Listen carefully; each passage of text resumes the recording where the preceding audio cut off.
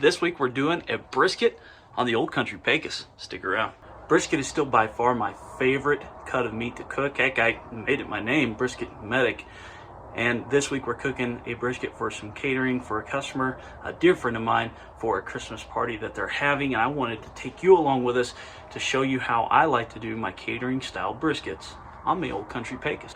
You start off with your brisket. Of course, you've selected the brisket that you like based on the marbling and the amount of fat on it, the size, all that good stuff. And we're going to start by trimming it down. Now, there's three major areas that we're going to look at as far as trimming goes. They all start with S, so it's pretty easy to remember. Saturation, silver skin, and shape.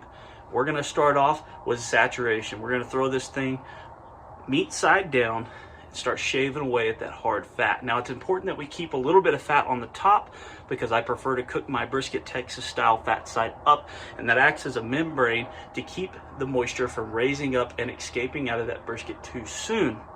The fat itself doesn't moisturize the meat. It doesn't render down and go into the meat, but it does keep the moisture from escaping out of the top of the meat as that hot air is moving over it through evaporative cooling. We get that shaved down, and then we'll start working on the silver skin. We'll flip it over, get that silver skin off of there. That also works as a membrane, and it keeps that salt and all those good flavors and herbs and spices from soaking into our brisket. And we want to get that off because we want to get maximum effectiveness from our rub and our smoke. Lastly, we look at the shape.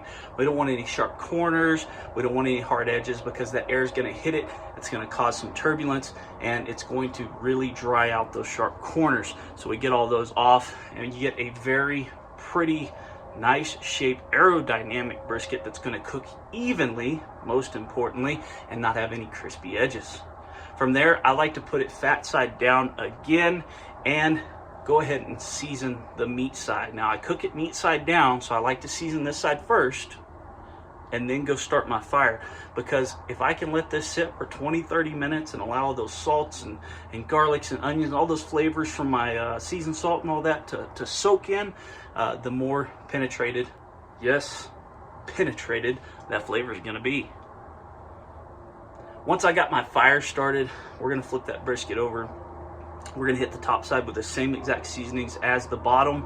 And once we're up to temp, 275 degrees, we're going to throw that brisket onto the smoker, and we're going to do point side towards the fire, fat side up, Texas style.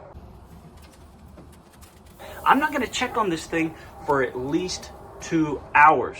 Leave it alone. And then I'm going to start checking to see if the edges are drying out, or if the side next to the smokestack needs a little bit of a foil cover, or if the point needs a little bit of foil cover, because as that heat comes into the chamber, it's going to hit the point, and then it's going to roll over that brisket, and then it's going to hit my exhaust, and any of that back pressure that I'm using with my dampener up on top, it's going to put that back pressure, that heat coming back for evenness of cooking across my grates. So I need to check the point end and the flat end to make sure they're not overcooking or cooking too quickly and drying out. After a couple hours, I generally put some foil on that flat end to keep it from drying out. And then I'll check on it every hour to see if it needs any spritzing. Sometimes a brisket doesn't need to be spritzed, but I'm all for spritzing if it needs it. There's different elements in smoke, the flavors and things like that, that sticks to oil-based things and water-based things. And so when you cook fat side up, you've only got that oil-based tallow dripping down, and it's going to absorb a lot of that smoke flavor.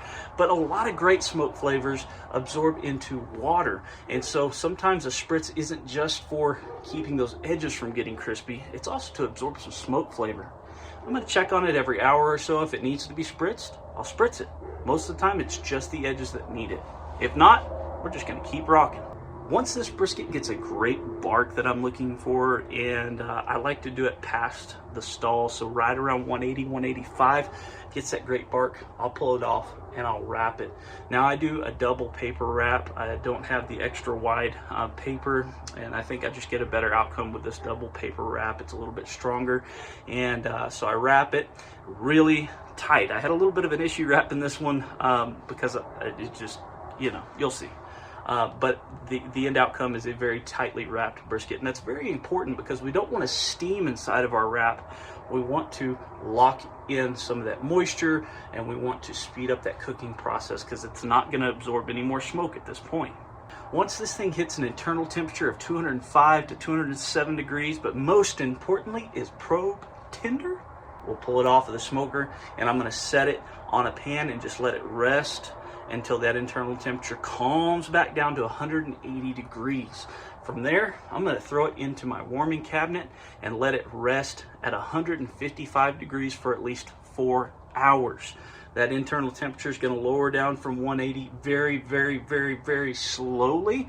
And I say at least 4 hours because you're going to finish letting that collagen break down and reabsorb all that moisture into that brisket, and it looks like Jell-O. It's not melted fat, folks.